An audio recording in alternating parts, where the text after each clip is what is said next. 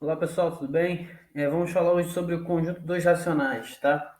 Só dando uma relembrada. Bom, o conjunto dos racionais é representado pela letra Q, e é todo aquele que pode ser representado da forma P sobre Q, sendo que P pertence aos inteiros. Então, lembrando aqui que o grupo dos inteiros, que a gente chama de Z, ele vai ser igual ao quê? Começando com os números negativos, né?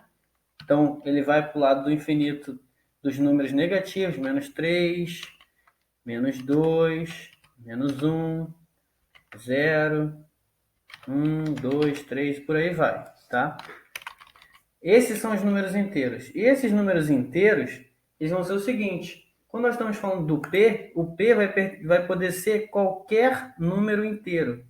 Então, se um número pode ser representado na forma de fração, que é uma divisão, em que a parte de cima é um número inteiro, e a parte de baixo, que é o quê? É um número inteiro, com exceção do zero, que esse asterisco aqui representa exceção do zero, né? Como vocês bem lembram, que era o quê? Tirando o zero. Então, o zero não pode ficar embaixo de uma divisão, porque é impossível dividir um número por zero. Então, qualquer número que pode ser representado por essa fração é um número inteiro. Por exemplo, ó, Q igual, três pontinhos, menos um. O menos um, ele é um número racional, né? Ele é um número racional, que é o Q, porque ele pode ser representado na forma de fração P sobre Q. Vou dar um exemplo aqui também. Se eu botasse esse número dessa forma aqui, ó, com menos um em cima, que é o número inteiro, e o número 1 embaixo, que ia dar menos 1 da mesma forma. Aqui eu tenho o número menos 1 terço, então em cima tem um número que é inteiro, embaixo também um número que é inteiro. Aqui o número 2. O número 2 eu poderia representar ele da seguinte forma: 4 em cima e 2 embaixo. 4 dividido por 2 também é um número racional, que é o quê? Em cima tem um número inteiro, embaixo também tem um número inteiro, tá? Então, desses números racionais que podem ser representados por frações, nós teremos as seguintes coisas. Alguns subconjuntos de quê? Tá? Vamos ver aí alguns subconjuntos desses números, que são os números representados por frações. O que é asterístico é aquele dos números racionais retirando o zero, né? Se ele é os números racionais tirando o zero, então ele vai ser os números racionais asterísticos.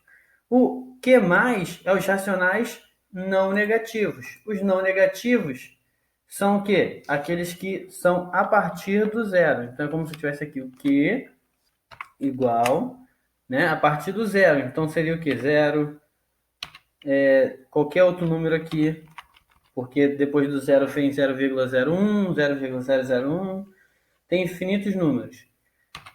Vem um, depois o 2, o 3. Então são os números que não são negativos, são esses conjuntos dos não negativos. Então o zero, como ele não tem sinal, ele entra nesse grupo. Aqui eu teria o conjunto dos não positivos. Então é como se fosse o Q, né? Igual. Ali não tem só os números positivos, aqui vai ser só os números negativos e juntando com zero também. Então, como se tivesse aqui menos 2, depois menos 1,5, depois no final, né, seria o zero. Porque os números não positivos são aqueles que não têm sinal de mais. E novamente o zero não tem sinal. E aqui nós temos o conjunto dos números racionais positivos. Então, dos racionais positivos, ele tem um asterisco aqui. É como se fosse esse daqui de cima, tá? Só que o zero não entra, porque ele tem um asterisco. Sempre tem um asterisco, o zero não entra nesse subconjunto, beleza? Agora, representação decimal, né? Representação decimal, como nós vimos, é quando ocorre a divisão do número de cima pelo número de baixo. Então, 1 dividido para 2, na verdade, não vai dar isso, vai dar 0,5, né? Se eu tivesse aqui, ó, 2 sobre 5 vai dar 0,4. E as dízimas são frações que geram infinitos números decimais que se repetem periodicamente, como 10 dividido para 22, que vai dar 0,454545, várias vezes. Aqui 10 dividido para 9 vai dar 1,111, tá? Que é o quê? Uma dízima periódica, vai se repetir. Sempre que se repete esses períodos, ela não vai ter fim. Você pode ir dividindo o tempo inteiro que não vai ter fim. Então, aqui no caso, o período dessa dízima é 45, 45, 45, e o período dessa dízima aqui é 1, 1 e 1, tá?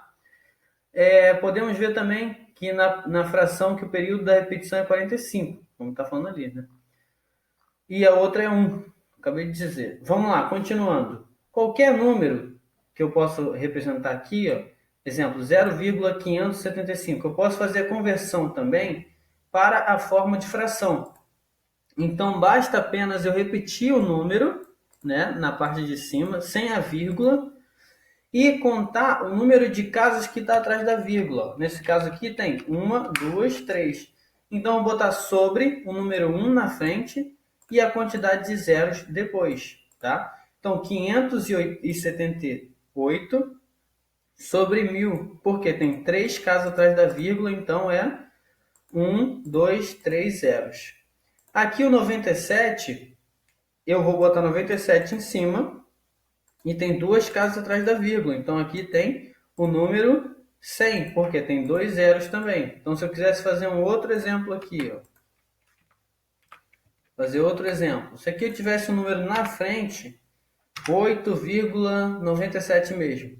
Então eu ia colocar aqui 897 e ia ser embaixo 100 mesmo, porque tem 2 números atrás da vírgula. Se fosse 9752, aí eu vou botar aqui em cima 9752 e atrás da vírgula agora tem 1, 2, 3, 4 casas atrás da vírgula. Então tem que botar 4 zeros, então ia ficar sobre 10.000. Sempre dessa forma, tá? E vamos usar isso principalmente para calcular as raízes racionais, tá? Que essas raízes racionais vão funcionar da seguinte forma.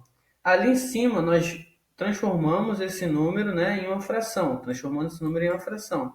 Para resolver a raiz racional vai ser da mesma forma. Se eu tenho 1,69, eu vou colocar igual a, aí eu vou escrever o 169 em cima sobre 100, porque tem 2 casas atrás da vírgula. Isso aqui vai ser igual, raiz quadrada de 13, né? Lembra que 13 vezes 13 dá 169. Então vai ser raiz quadrada de 169, que vai dar 13. E raiz quadrada de 100, que vai dar 10, porque 10 vezes 10 dá 100. E 13 sobre 10 vai dar 1,3. Então a raiz quadrada de 1,69 é 1,3. A mesma coisa vai ser para esses aqui, ó. Raiz quadrada de 5,76 vai ser 576 sobre 100. Vai fazer a raiz quadrada de 576, que vai dar 24. E depois a raiz quadrada de 100, que vai dar 10. Então 24 sobre 10, que dá 2,4. Vai funcionar assim da mesma forma para todos esses daqui, tá? Então, temos aí os exercícios para vocês fazerem. Qualquer dúvida é só chamar. Até a próxima, pessoal.